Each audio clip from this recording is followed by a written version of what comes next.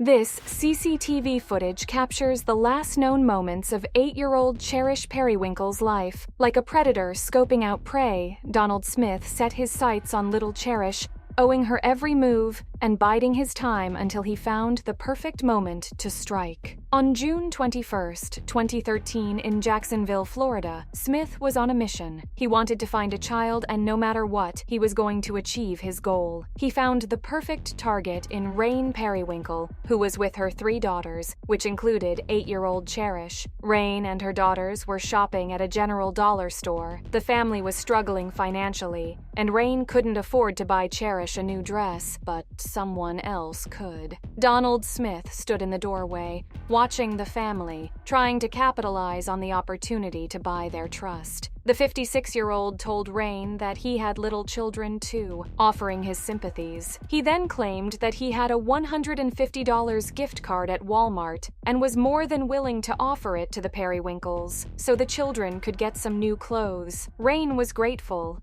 as Smith seemed like a good Samaritan. Smith had spotted a weakness in the family and used it as a window of opportunity for a sinister and violent plan. The Perrywinkles gathered in Smith's white van, where he would chauffeur them to Walmart, where Smith said his wife would later meet them. What Rain didn't know was that Smith was a convicted sex offender who had been on the registry since 1993 and had just been released from jail on a sex offense charge 21 days earlier. Inside the van, the blinds were drawn with the passenger's seats pushed all the way down. His goal was to get time alone with the girls. In the Walmart, the Perrywinkles shopped while Smith looked on, planning his next move, all the while saying his wife was on her way.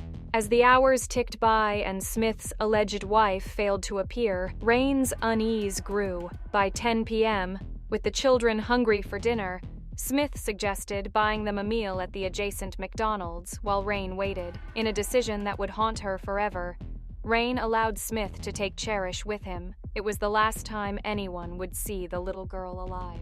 Watching Cherish walk away with Smith seems innocuous, as if she were walking with a family member. At no point does Smith pull her or steer her. At that moment, Cherish completely trusted him. Surveillance footage would capture Smith and Cherish walking into the store, but soon they would appear exiting the store, disappearing into the parking lot outside to his van. The pair got into the van and drove away. What Smith said to convince Cherish to go with him, we'll never know. Rain's world came crashing down when she realized that neither Smith nor Cherish had returned after an hour. Borrowing a Walmart employee's phone, she called 911. Her voice laced with desperation and fear. "I'm hoping he's not raping her right now," she cried, revealing the cart full of clothes Smith had promised to pay for and the mounting dread that consumed her. Rain was already facing the pressure of being a single mother to her daughters, as she was embroiled in a tumultuous custody battle with her ex. There had been claims that Rain was raising her children in a chaotic environment, which would provide the perfect storm for tragedy to occur. At that moment, Rain must have realized the mistake she had made by entrusting her child to a stranger. Rain said in the 911 call that she thought it was too good to be true and that Smith was giving Cherish far too much attention. Yet despite her instincts, she let Cherish accompany him. Unfortunately, police wouldn't classify the case as an abduction initially, but rather a missing persons case. This wasted a crucial window of time in which Cherish could have been found. 6 agonizing hours later, an Amber Alert was issued for Cherish.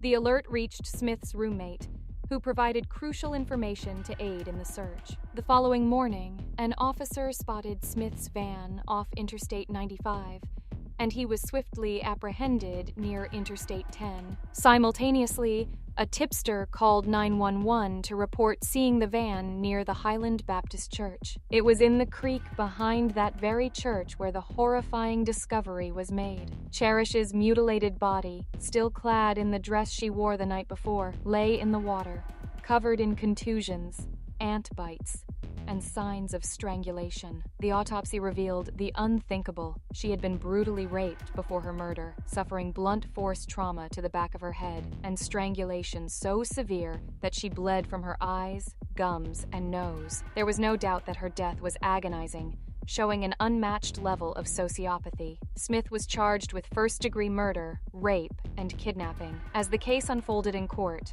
4 years after Cherish's death, the brutality of Cherish's murder left even the most hardened individuals shaken. The chief medical examiner, overcome with emotion, had to take a break during testimony, while the jury broke down in tears. The doctor who performed the autopsy described the distortion of Cherish's anatomy caused by the force of Smith's assault, emphasizing the agonizing 5 minutes it took for the little girl to die while being strangled. Cherish did not die quickly, and she did not die easily. In fact, hers was a brutal and tortured death, the state attorney solemnly declared. The defense blamed Rain for the incident, yet when it came time to cross-examine Rain, Smith said no, and the defense didn't call for any further witnesses. The emergence of secret jailhouse recordings further unveiled the depths of Smith's depravity. In the recordings, he spoke of his disturbing interest in young girls, even commenting on Cherish's appearance in a sickening manner. Smith went on to describe his attraction to young girls, stating he hoped he'd run into one at the local Walmart. Smith's calculated attempts to feign mental illness for an insanity defense were also exposed. As he sought his mother's help in practicing to appear mentally ill in court, Smith was afraid of being incarcerated,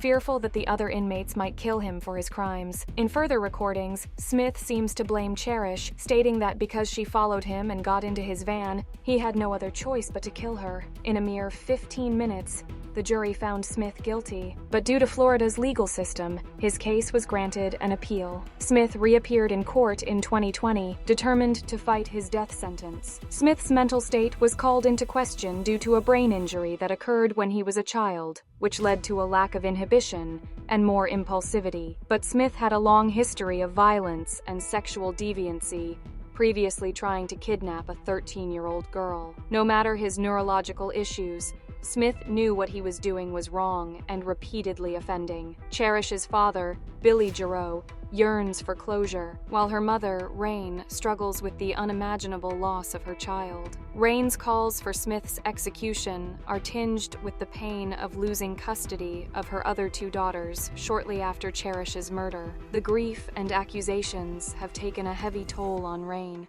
leaving her unable to hold down a steady job. In 2017, her 2 surviving daughters were adopted by a relative in Australia, further compounding her anguish. "I wish they would just feel for one day what they've done to me," Rain lamented, referring to the officials who removed her children from her care. Yet, even in her own suffering, she acknowledged the true victim. "It's not all about myself. Cherish is the biggest victim in this. She is the biggest victim." The legacy of Cherish Perrywinkle must be one of lasting change, spurring action and igniting an unwavering commitment to the protection and well-being of all children. Her heartbreaking story, while undeniably painful, has the potential to act as a powerful catalyst for reform, galvanizing the public to demand stricter measures and harsher penalties for those who seek to harm the innocent.